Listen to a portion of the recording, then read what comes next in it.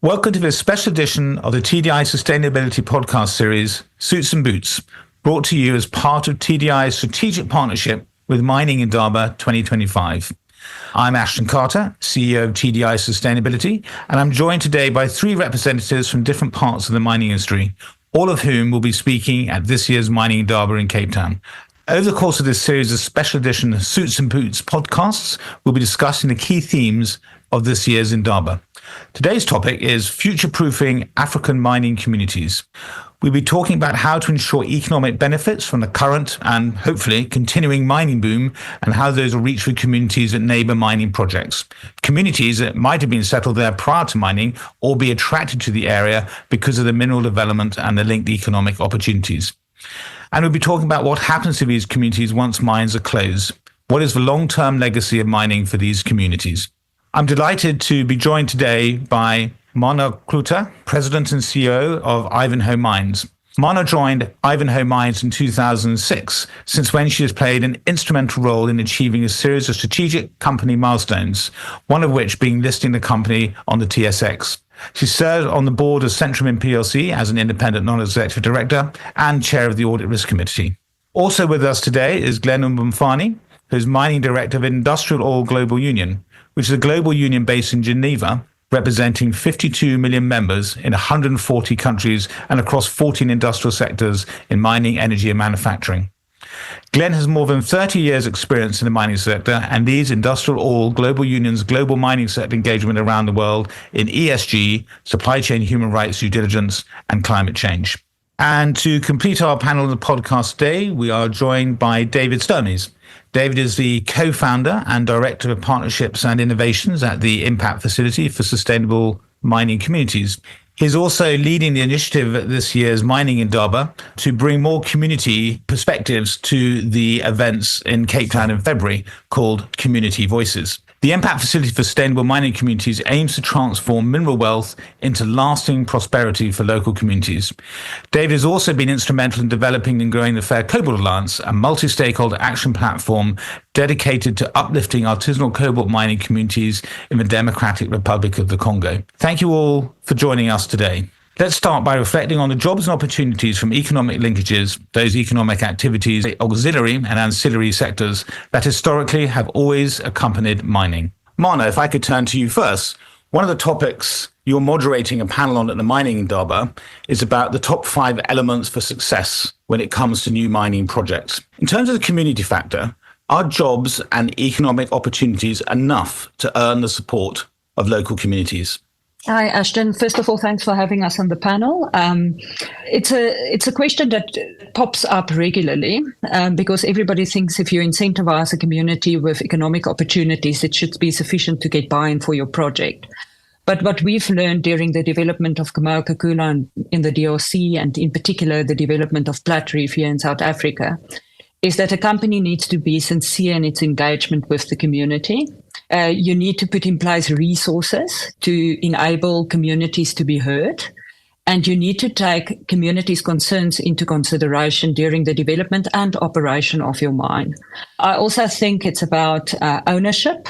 If you look at South African legislation and legislation changing all over Africa about local participation, it's all about a shared value model whereby you ensure that your objectives and goals are aligned and that the community feel as part of your project as you do, as owners and as beneficiaries in the direct environment. I think that might spark the conversation. Maybe we can hear David and Glen's take on this, but I most certainly think that jobs and economic opportunities do get you some way towards acceptance of your project. But it's a lot deeper than that. And you know, it's something that I think mining companies have grappled with in the past as to how do you ensure integrated environment where everybody sort of rows in the same direction. David, you co-founded the Impact Facility, which is an organisation that is dedicated to the economic upliftment of mining communities. What's your view of this topic and how things are changing around mining and mineral developments? Thanks, Ashton, for having me on. And Marna, I really agree with everything that you've said so far. First of all, it's about defining what the community is, because there are obviously the workers that are directly or indirectly employed by the mines and their families, and they will come from a radius of a couple of kilometers and sometimes even further to come work at mining operations. Some of those might be migrant workers attracted by the jobs that are being offered, and so that also impacts the communities around them. Others might already be from that region.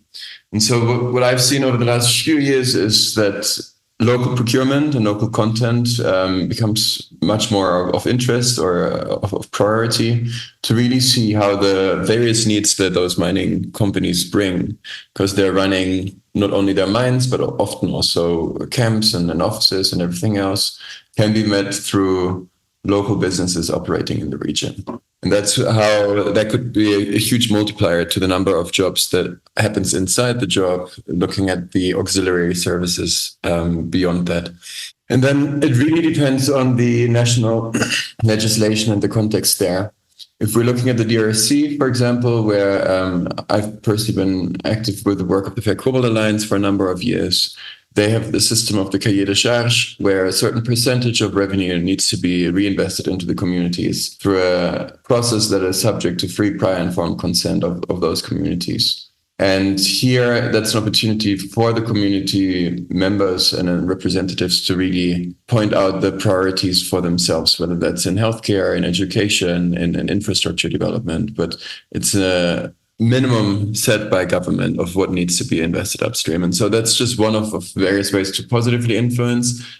And then as to the point of transparency and then being in communication, in order to operate, because there might always be challenges, it's really important to have working grievance mechanisms in place to also hear complaints if and when they arise, and not when they've already escalated a lot. Glen, IndustriALL has been an effective champion of workers' rights and opportunities, and the promise of economic upliftment that mining brings is one thing I'm sure you're focused on.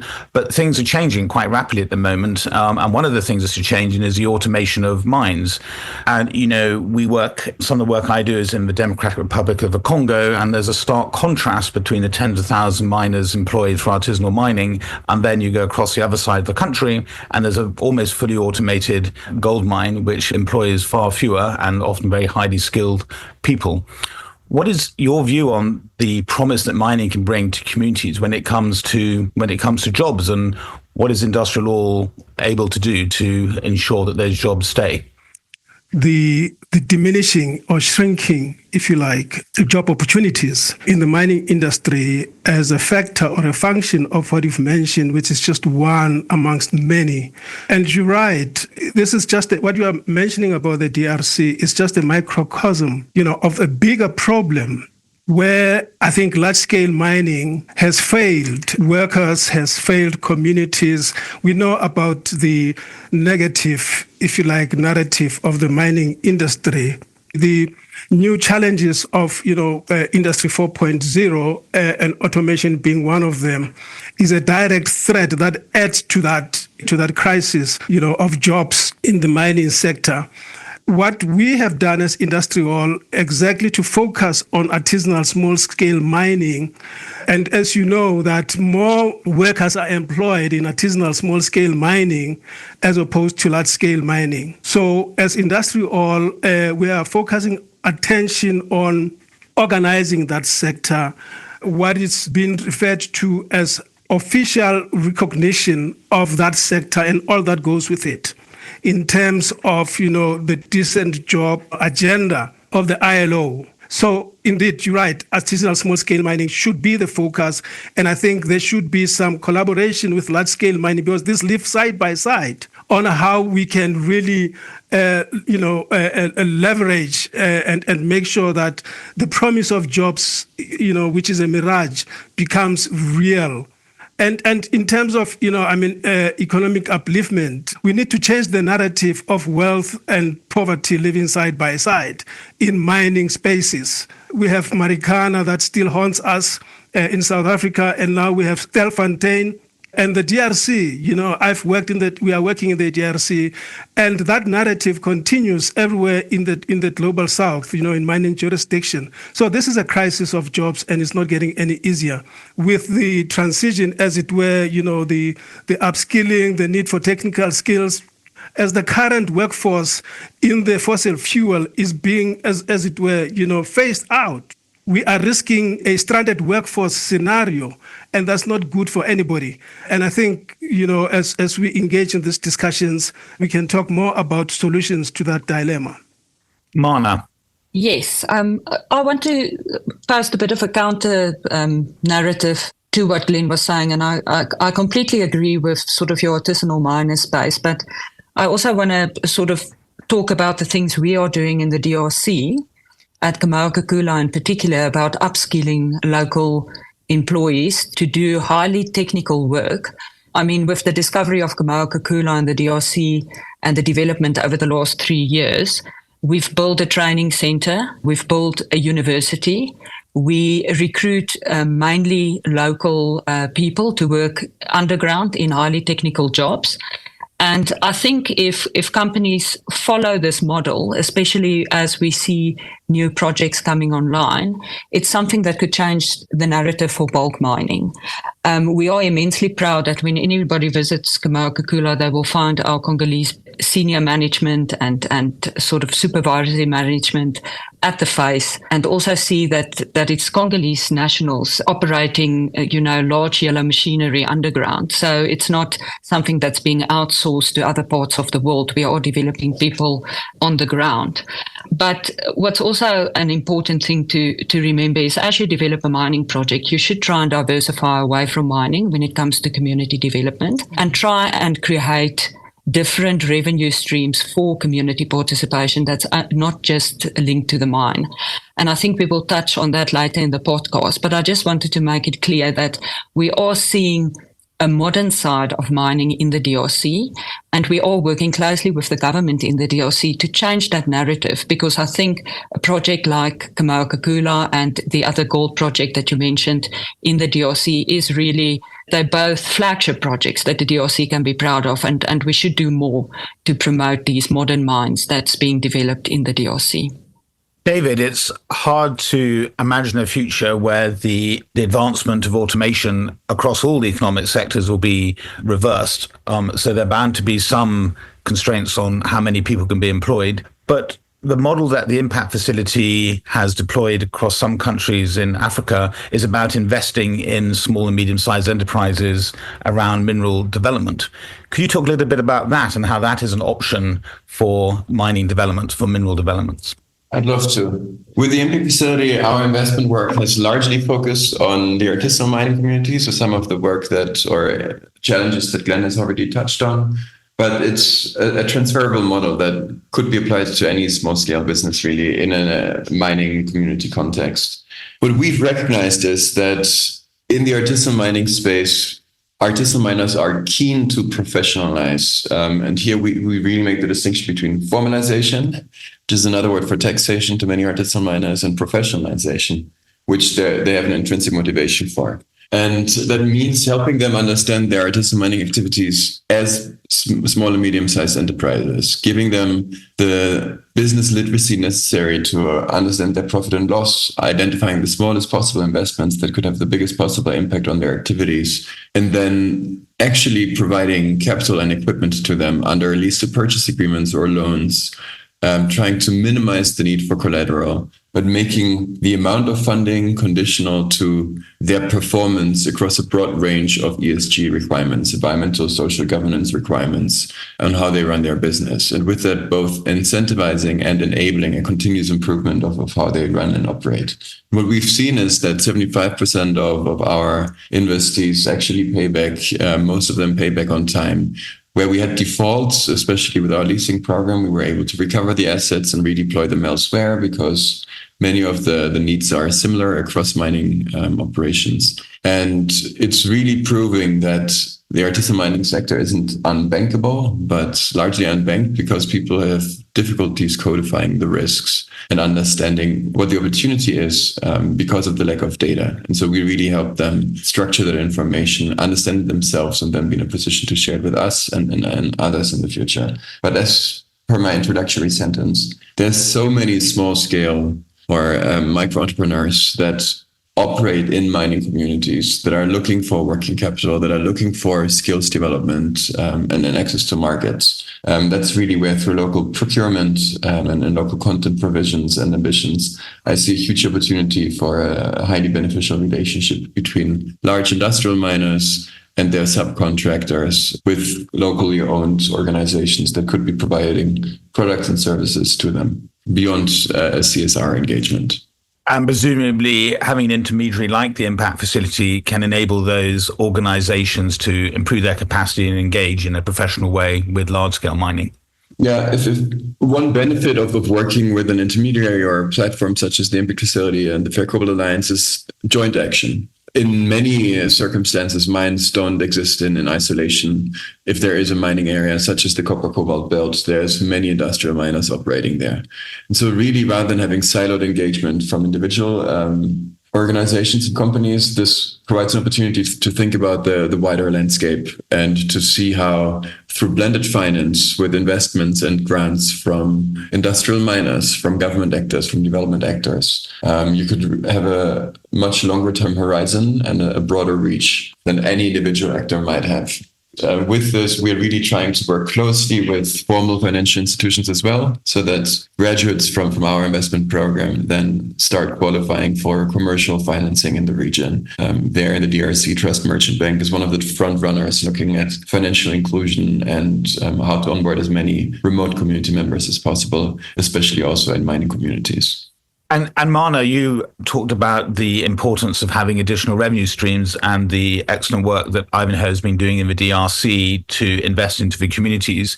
And David talked a little bit about, the landscape. And is there an opportunity here to think about investment within the landscape beyond the mine gate, even beyond the local community, and look broader at the local economy, again, with other actors in that landscape, and not only perceive it like that, but then invite or put a call out for other investors to crowd in and take some of the responsibility of the mine operators themselves, but look to international investors and donors in a more integrated and multi-party investment strategy. Most certainly. We are definitely a proponent of collaboration and ensuring that we can have the furthest possible reach to make an economic impact on the communities where we operate and in general, the DRC.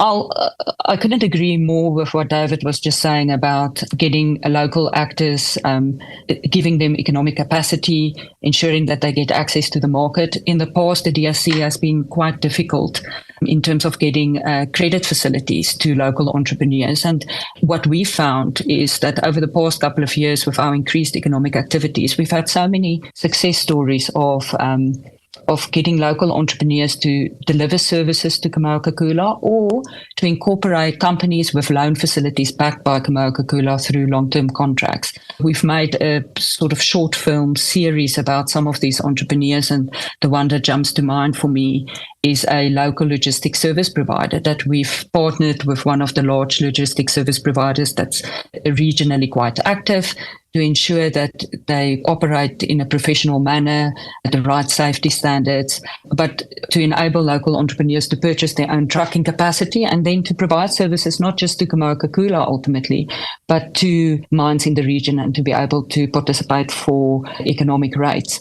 So I think it's definitely a model that every mine should aspire to, because it buys your social license to operate in the country, and it aligns your goals with that of your local stakeholders. And back to David's earlier comment about your local stakeholders aren't just your local community. It's the country in which you operate. It's the government.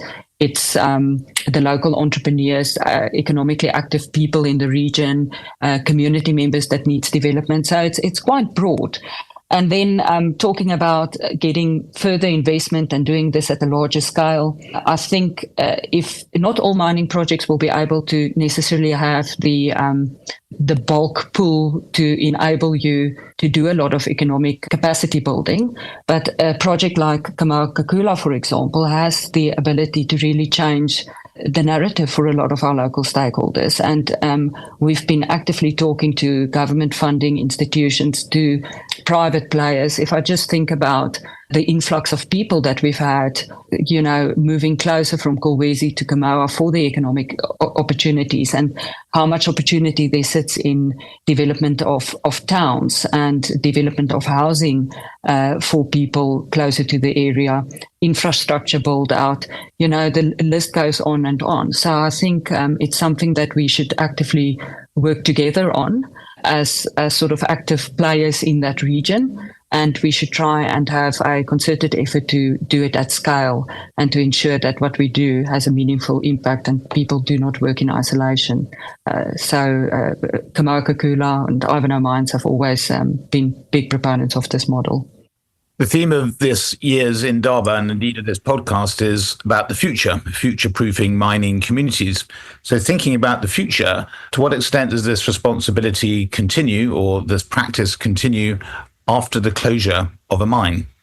A bit of a difficult one to answer for me, because we are sort of in the landscape where we've busy building projects that has 40, 50, 100-year mine life. But in the context of a project like Kapushi, for example, at Ivanhoe Mines, what we've tried to do is to actively reach out to the community, see what future economic activities in the region could be, and also speak to communities to identify some of these economic opportunities. If I take a town like Kapushi, for example, it's right on the border to Zambia. There's been talks about a border crossing, a commercial border crossing in Kapushi, and one of the ways to sort of capitalize on future investment here is for the mine to ensure that there's a economic hub created that the town can use post-mine closure. That could be through restaurants, bed and breakfast facilities, because there will always be a need when there's a commercial border crossing in that region. So that's just an example of what that could look like. But it's an active process that one will need to follow from the onset of a mine to identify these economic opportunities that you can build out, and not to sort of live in isolation and think that your mine's going to last forever and people won't have other economic needs once the mine closes. And David, can the investment model used by the impact facility better secure the economic sustainability of mining communities beyond the life of the mine? Allow me to respond a bit broader and then bring it down to our model. Firstly, in line with what Marna just said about ongoing mining operations, and then maybe in many circumstances, it's not yet time to talk about mine closure, but rather than talking about post-mining, looking beyond mining, there's so much talk at Mining Indaba and within various African governments about value addition and further developing supply chains, and not leaving it at the extraction and production of concentrates, but really looking at how they can get into battery supply chains, EV supply chains, and then look at that from a Pan-African perspective. If that is successful, obviously that would generate incentives to build industry as close to the origin of the materials as possible. And then once established, those could continue to thrive beyond the lifetime of the mines. There's a lot of interest in that, a lot of studies that are being conducted around that. But that's really something that I hear louder and louder year in and year out. The DRC now has its own battery metals and battery manufacturing forum once a year. Morocco is leading the way with manufacturing already. So that's a really interesting space to look out for. Second is a general remark on governance during the lifetime of mining projects, that mining companies cannot be held solely accountable for thriving communities around them. They're an incredibly important actor as an employer, trying to minimize negative and adverse impacts, as somebody that sources a lot of goods and services. But it comes down to how the taxation from the mining sector is being reinvested by the government. So here looking at also tax disclosure and how revenue is being reinvested in a smart and long-term fashion. And I think across the board, from what I've seen, that there is and continues to be room for improvement for that, and potentially new and innovative ways of engaging the community. As to our approach and looking at an exit, I think we really hope to transition entrepreneurs into a position where they are able to access commercial funding, whether that's for artisanal mining enterprises, auxiliary services, or unrelated businesses that serve the mining communities where they operate. And with that, you leave behind capable entrepreneurs with transferable skills that should allow them to pivot and do something else. So really skills development at a grassroots level, especially into financial literacy, because in regards to mining, artisanal mining communities are often very technically savvy. They know how to do exploration with limited means. They know how to dig their tunnels. Often that can be improved in terms of health and safety, but where they really struggle is that business piece. And so investing more into entrepreneurship and financial literacy and digitizing payments. One of our projects is to look at digitizing payments in this informal economy to allow to establish, again, track records that would ultimately allow them to access loan products, insurance products, and saving products in the local banking sector. Glen, in your earlier remarks, you talked a little bit about the just transition and upskilling of workers. And at the Mining Indaba in Cape Town in February, you'll be moderating a session on making beneficiation, the downstream value-adding activities work for the communities. And Botswana is a good example of this, where the government has focused on that and has built up the GDP of the country. What are the key benefits to communities and to workers of beneficiation, and how do we go about upskilling the current workforce for the new future in Africa? Botswana has been cited as a great example of beneficiation done well.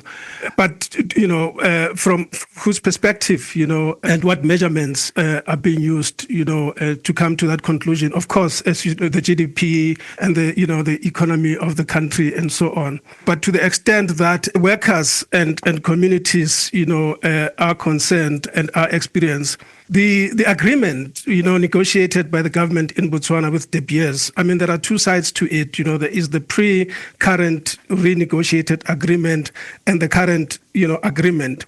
And if you take the current agreement that's being negotiated and agreed, it ticks all the right boxes, in terms of those local long-term benefits. These benefits are a function.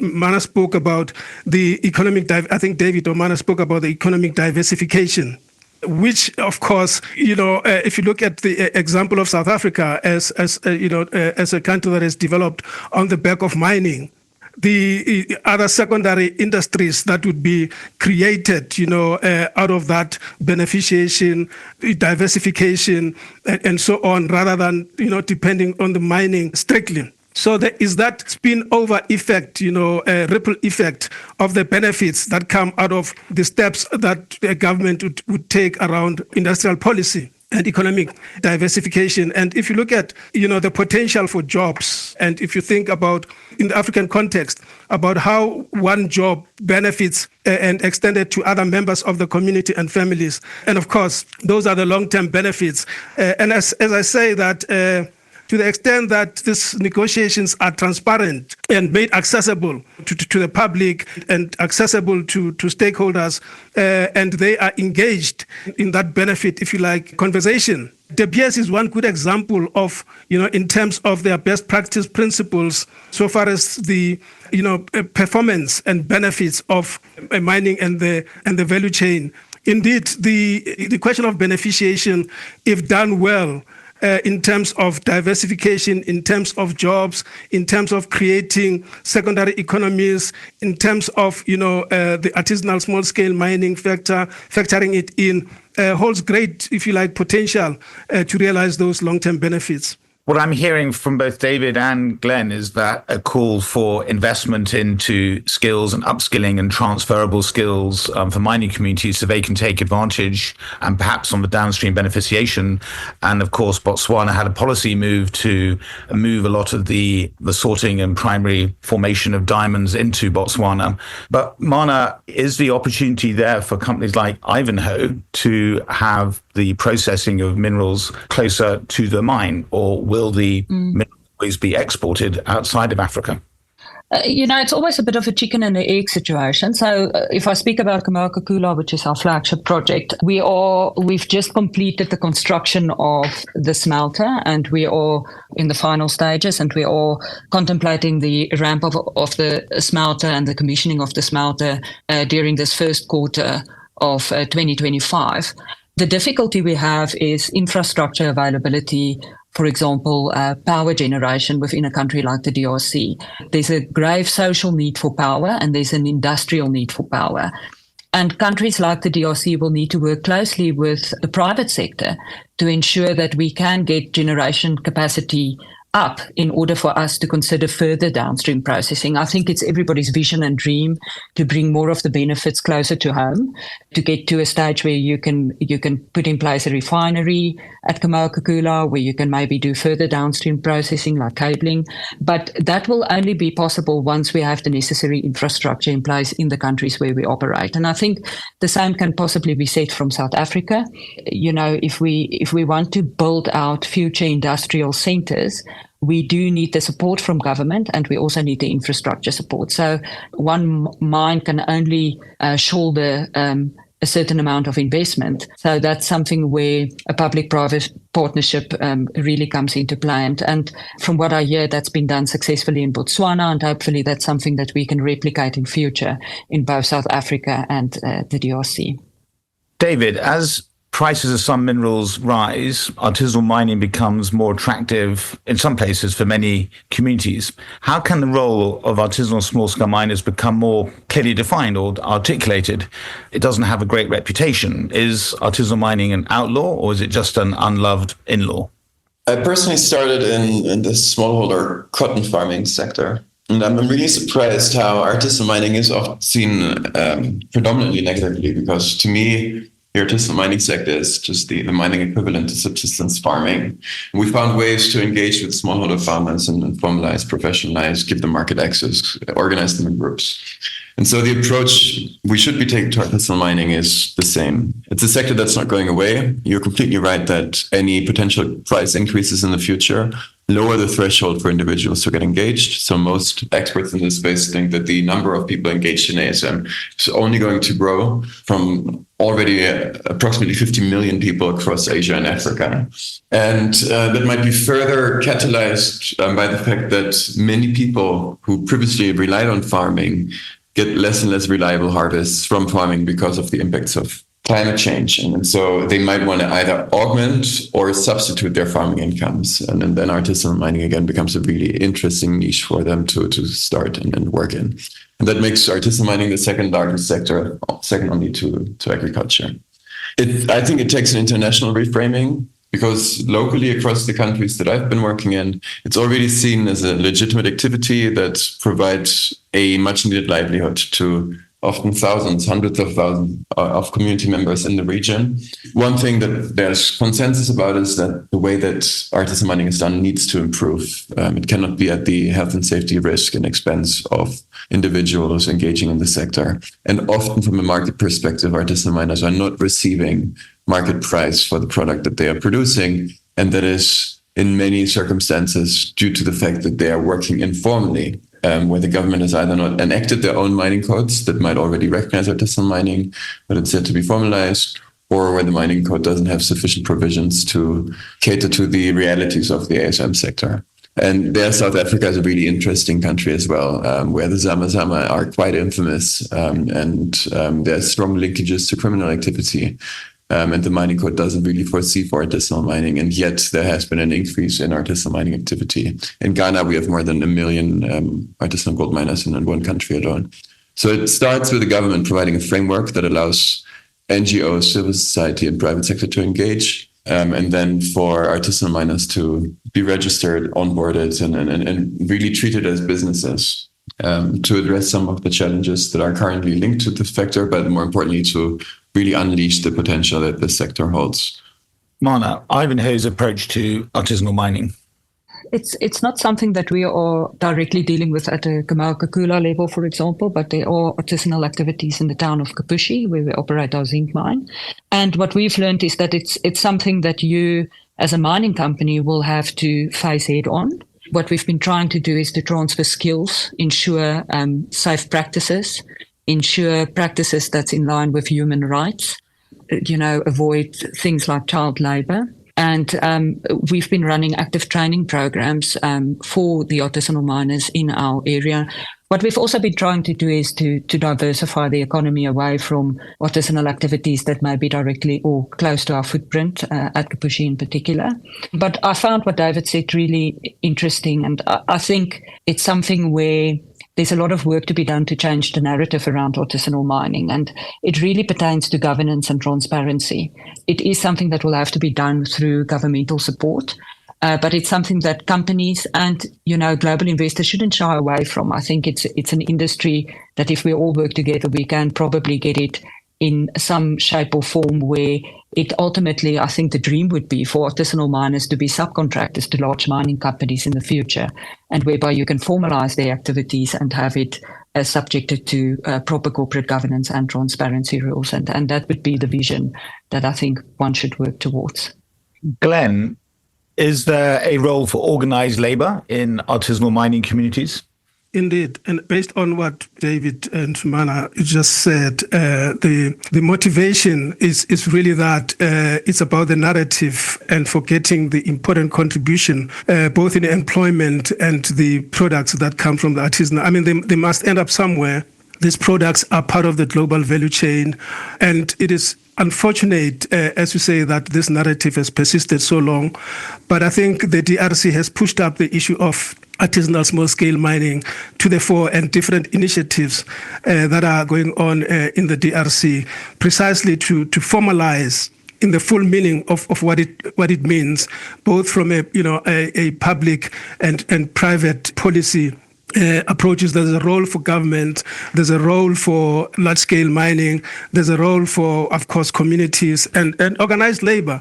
Organized labor is not innocent, insofar as how the sector has been perceived. We are changing our approach to, based on what I said earlier, to how we can actually contribute as organized labor to the formalization and recognition of the sector, and to make them industrial citizens, and with all the rights and benefits that come out of being involved in the mining sector, of course, at a different level. And I think the idea that of the government to actually set up a mining company in the DRC that would source from this sector is a huge step in the right direction, but I think more needs to be done. What we are doing is we are actually engaging our unions in the DRC, in Zambia, in Zimbabwe, are engaged in training this artisanal small-scale mining, health and safety being one big issue, and how the skills can be transferred and how they can professionally, exactly what David is saying, we are part of those efforts to formalize the sector. And only then, I think, can we come to the realization of the true and contribution of the sector, to our economies. Great. Africa is a young continent. Some 60% of its population is under 25 years old. So what should be their relationship with minerals, mining and metals? Looking forward to these future generations and these young people, Marna, and picking up on one of the themes that you'll be exploring at the Indaba event in Cape Town in February about the next generation and how we prepare those for this new mineral era. What are the education needs, and what is the role of the industry and government to ensure that the continent is future-proofed for mining? So I've been speaking a lot about this sort of on global platforms, and that's really around the education of people on the need for mining to enable us to have a technology-driven future. I saw a bit of research that a chat GPT search takes 10 times more energy than a normal Google search. So if you think about the young generation, and their affinity to computers, to IT, to technology, to apps, I think there's a lot of work for us to be done to draw that link back to what you need as a basic ingredient to have that technology available to yourself. And then when you think about Africa and the economic benefits that need to flow through to communities and to the young people growing up in these communities, I think there's a lot of education to be done around the use of the products that we mine and where they ultimately go and what we do with them. And then we are quite fortunate that all our mines are bulk mines. It's modern mines. It's highly mechanized. So most of our workforce really just need to be able to work a computer. And I think that's where the focus should be, is on the young generation, to ensure that they understand technologies, they understand sort of the basics of supply chain and how things are made. And also for them to understand the importance of the endowment that's been bestowed upon them in the regions that they live, and how that can change their lives and that can uplift their access to education by having access to some of these projects where there's bursaries available, universities available, schooling available. One child who has access to a university degree can really change the narrative for the whole family going forward. So it's taking it one step at a time, starting sort of at the grassroots, so that they understand what it means, and then also to educate them towards education that will be useful to that project, and that project can enhance for that individual to grow as much as possible. And David, from your work with mining communities, what is the mood amongst the under 25s in these communities regarding mining? Infamously, in cobalt mining, there's a strong association of child labor with the sector, and we estimate that there's anywhere between 1,000 and 5,000 youth, children and teenagers under the age of 18 engaging in the sector. That's obviously not the youth that we're looking at from an employment perspective, rather the 18 to 30 age bracket for people to start working. And especially if you're male, able-bodied, strong, artisanal mining is one of the easiest to access sectors in the copper cobalt mining area, especially, but not exclusively, if they don't have a strong educational background. There's a bit of a misconception that all artisan miners haven't been educated. I've met teachers that quit their teaching jobs to go work in the mines because it pays better money. Fact is, there's big youth unemployment. And the ASM sector, if and when prices go up, presents an interesting opportunity for people to work. But people are painfully aware of the risks that they're taking. We've done communities surveys where more than 60% of the people surveyed knew somebody that got into a serious accident. I think more than a quarter knew somebody that had passed away, directly or indirectly. So they're aware of the risks that they are facing, but have then pointed out in individual conversations or interviews that there's not a lot else for them to do. And one response struck with me during a journalist visit to artisanal mines that we work with, where the journalist also asked them about the risks they're taking, and the young man, who was also around 20-25, responded, "Do you think I'd be safer transporting coal on a motorcycle on the main road?" And so for them, they really contextualized it with, what are the options that are open for me? What's the reward? What's the risk? And many of them landed on artisanal mining, but it's not a career in which they see themselves for the next 20 or 30 years. Many of them have ambitions of doing something else in the future. And that's where educational programs targeting the communities could be really, really interesting. For some of them, you might be able to transition to small-scale mining, more mechanized mining, more skilled mining. Others, no doubt, want to exit the sector, but are looking for a way to do so while still maintaining their livelihood. To conclude this podcast on future-proofing African mining communities, Marna, a closing remark perhaps on your operation in the DRC has a mine projection of almost 2 generations. Difficult to think that far ahead. But what would you love to see as the legacy of that operation in the DRC? I'm quite optimistic about the future of Africa. And, I think we have different voices on this podcast, just listening to the challenges that's being faced by artisanal miners versus the work that we do in a bulk scale mining operation.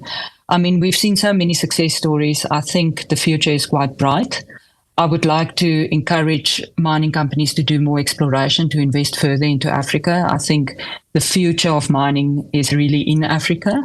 I think we're going to see a changed generation as a result of mining activity in Africa and the need for metals and critical metals across the world. So I'm positive, but it will take an effort. And our tagline is mining with a greater purpose. And I think if a company is sincere about how it conducts its business in a country, and it is really there to uplift lives and not just to extract value out of the country, one can make a meaningful impact across the board. And Glen, final comments from you. Are you optimistic for labour and for workers in mining communities?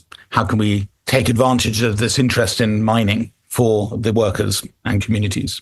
Yeah, I think the future of mining is in Africa, and I think that cannot be decoupled, from the investment in people, in workers and in communities, But to the extent that we can harvest, as it were, the potential that exists, we need to do a lot of the things that we've been talking about. And I think one of the key issues is, particularly for the youth, is to make mining attractive. And I think we are at a very particular moment with this transition, because then it speaks to some of the values, about the threat, as it were, brought about by climate change, and mining being in this pole position to offer a solution, as it were, through the critical raw materials that are found in this continent. To the extent that we might want to contribute to cleaning the planet, which is something that I think would be, if you like, the saving grace of the mining industry. We're at this moment that the narrative around the mining industry could be changed. I think there is a future for workers and communities in mining. We just need to make it attractive for young people and communities. Because you've recently contributed to the future-proofing of African mining communities by bringing new life into the world. David has a beautiful new son who was born in Kenya. I'll give you the last word. What's your one key takeaway message from today's discussion? Communities are at the center of mining operations. They're the workforce to build on. They're the people affected. They're the ones that will remain after the mines shut down.